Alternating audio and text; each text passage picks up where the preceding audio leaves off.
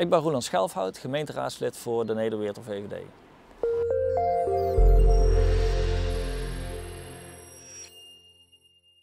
Deze plek is voor mij een hele bijzondere plek, omdat dit mijn allereerste kennismaking is met de gemeente Nederweert. Het is ongeveer denk ik, ruim 25 jaar geleden dat ik langs deze plek Nederweert doorgefietst ben. Toen ik samen met mijn vader naar Zuid-Frankrijk fietste. En toen ik jaren later hier dus opnieuw in de gemeente terecht kwam, toen dacht ik van ja, wacht even, maar deze plek die ken ik. Hier ben ik ooit al een keer geweest. Dus dat is voor mij toch wel heel bijzonder, zeker om het feit dat mijn vader begin dit jaar is overleden. Dus dat, ik ben wel blij dat ik hier mag zitten vandaag. Mijn politieke interesse die heb ik eigenlijk al wel wat langer. Ik vind het sowieso heel leuk om over dingen mee te denken. En je kunt natuurlijk over allerlei zaken een mening hebben. Maar dan vind ik ook dat je met die mening wat moet doen en dat je op de plek moet gaan zitten waar je mening ook telt.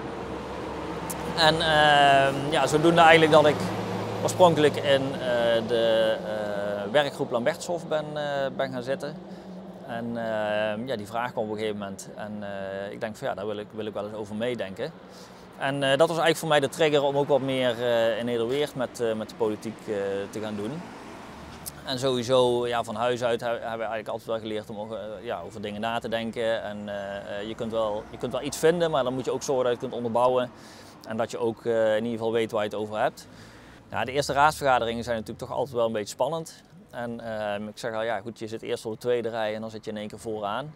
En voor mij is het vooral belangrijk gewoon om ook te leren. Dus ook kijken van ja, goh, wat doet de rest, hoe doet de rest dat? We spreken altijd alles sowieso binnen de fractie natuurlijk door. Dus we bereiden alles voor, we bereiden de stukken voor, we weten van elkaar wat we ergens van vinden en hoe we dat willen aanvliegen. Maar ja goed, als je daar dan natuurlijk zit, ja, dan is dat toch wel net even anders. Dus ja, in het begin is dat wel een klein beetje wennen en ik ben op zich wel analytisch aangelegd. Dus het is ook wel gewoon heel leuk om in die vergadering dan te volgen van hey, wat is dan die dynamiek en hoe gaat dat dan? En gewoon in de hele setting van ook de rolverdeling ten opzichte van het college. Je zit dan als partij in de coalitie, dus je hebt dan natuurlijk ook coalitiebelangen. Maar goed, je hebt natuurlijk ergens ook je persoonlijke mening en de partijmening.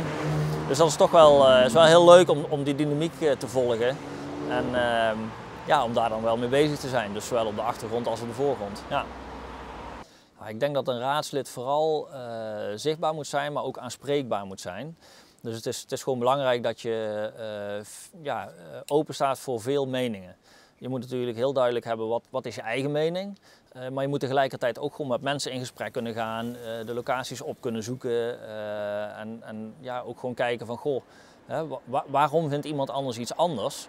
En dat is altijd een toevoeging van je eigen mening. Dus op het moment dat je kunt begrijpen waarom een belanghebbende gewoon heel erg met passie ergens zich inzet voor een bepaald doel, dan is het ook gewoon interessant om te weten van ja, waarom is dat dan zo? En wat kan ik daarvan meenemen? En je hoeft het niet per se altijd eens te zijn met elkaar, maar het snappen waarom je iets anders vindt dan een ander, dat is wel heel waardevol en dat helpt wel om in ieder geval gezamenlijk ook tot een bepaald punt te komen. Nou, het leukste en het interessantste om raadslid te zijn is vooral...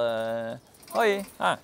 Kijk, nou, dat soort dingen is dus gewoon heel leuk. Weet je kent gewoon veel mensen en ik zeg, je gaat met veel mensen in gesprek. Je hebt veel meningen, je kunt je eigen mening ook kwijt. En je kunt vooral bouwen aan een positieve toekomst. Dus je bent heel erg bezig met dingen verbeteren, kijken van hoe gaat die toekomst er precies uitzien. En daar je steentje aan bij kunnen dragen, ja, dat is gewoon ontzettend leuk. En ja, dat kun je alleen maar doen als je op de plek zit waar ook iets te beslissen valt, te besluiten valt. En daaruit denken vanuit misschien een stukje beleid, maar ook een stukje gewoon visie op de toekomst. Dat maakt het gewoon geweldig mooi. Uiteindelijk bouwen we met z'n allen toch aan een gezamenlijk mooi Nederweert. En die ziet er misschien in de ogen van sommigen iets anders uit dan bij anderen. Maar uiteindelijk willen we allemaal gewoon hetzelfde en dat is gewoon een mooie toekomst.